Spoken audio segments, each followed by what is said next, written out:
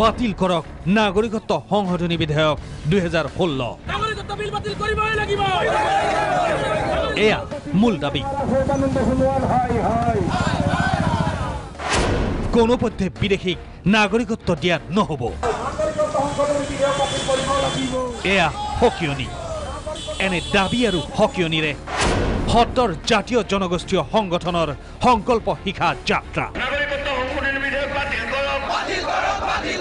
11 নৱেম্বৰত শদিয়া জোনাই ডিফু আৰু বিলাসীপাৰাৰ পৰা আৰম্ভ হোৱা প্ৰতিবাদী যাত্ৰাৰ লক্ষ্য দিশপুৰ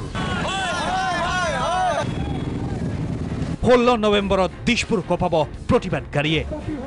বিভিন্ন প্ৰান্তৰ পৰা প্ৰতিবাদকাৰী অগ্ৰসৰ হৈছে গুৱাহাটী অভিমুখে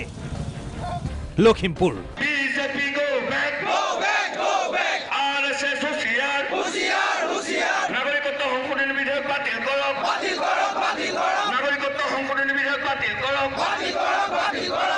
মৰাণ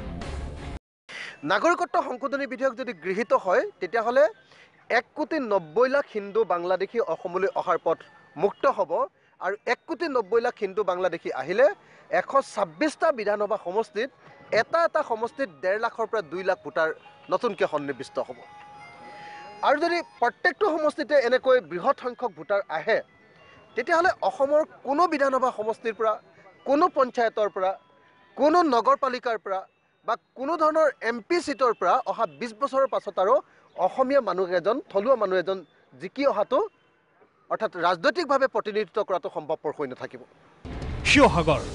কব কৈছো সৰ্বানন্দ সোণোৱাল ডাঙৰীয়া আপুনি এক জাতীয়তাবাদী ধাৰাৰ মাজেৰে আহি আজি দিছপুৰৰ শাসনত আছে অথচ কিন্তু এই অসমীয়া জাতিক আপুনি বিশ্বাসঘাতক কৰিব খুজিছে গতিকে আপোনাৰ চাউল কলিল আপুনি বেছিদিন এই শাসনত থাকিব নোৱাৰে এই কথা আমি স্পষ্টভাৱে কৈ দিছো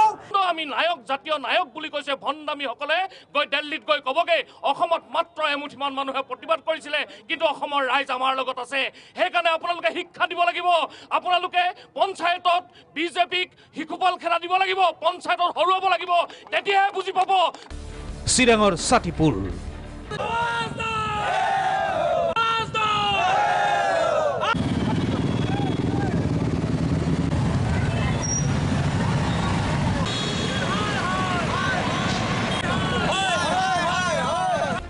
গোলাঘাট মুখ্যমন্ত্ৰী সৰ্বানন্দ সোণোৱাল ডাঙৰীয়াই লাজ পোৱাটো উচিত যে তেওঁ যিটো সমষ্টিৰ পৰা প্ৰতিনিধিত্ব কৰিছে সেইটো সমষ্টিতে বিজেপি ৰাজ্যিক কাৰ্যনিৰ্বাহক পাতি প্ৰস্তাৱ গৃহীত কৰা হৈছে যে নাগৰিকত্ব সংশোধনী বিধেয়ক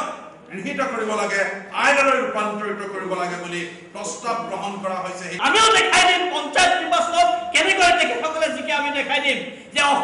অসমীয়া হৈ থাকিব ইয়াত বাংলাদেশী দাদাগিৰি নচলিব বঙাইগাঁৱৰ ককিলা মানিকপুৰ মুখ্যমন্ত্ৰীক আমি বিনম্ৰ আহ্বান জনাইছো যে আপুনি কিন্তু জাতীয় খলনায়কত পৰিণত হ'বৰ কাৰণে আগবাঢ়ি গৈ আছে গতিকে যদি আপোনাৰ জাতীয় খলনায়ক হোৱাৰ ইচ্ছা নাই আৰু গাদীত থকাৰ যদি ইচ্ছা আছে অসমৰ ৰাইজক সেৱা কৰাৰ যদি ইচ্ছা আছে তেনেহ'লে আপোনাৰ মনত থকা সেই কু মনোভাৱ আপোনাৰ মনত থকা ধৰ্মীয় ৰাজনীতি পৰিহাৰ কৰি অসম আৰু অসমীয়াৰ স্বাৰ্থত ৰাখক অন্যথাই কিন্তু অসমত আপোনালোকৰ দলে আপোনালোকৰ চৰকাৰে এক ভয়াৱহ পৰিস্থিতিৰ সন্মুখীন হ'ব 1971 চনৰ পিছত যিবিলাকে আহিছে সকলোৱে বিদেশী আমি একাষাৰে কম ই হিন্দু হওক ই মুছলিম হওক এনেদৰে আগবাঢ়ি গৈ আছে প্ৰতিবাদকাৰী 16 নৱেম্বৰত কপাব Dispur bureau report Prag news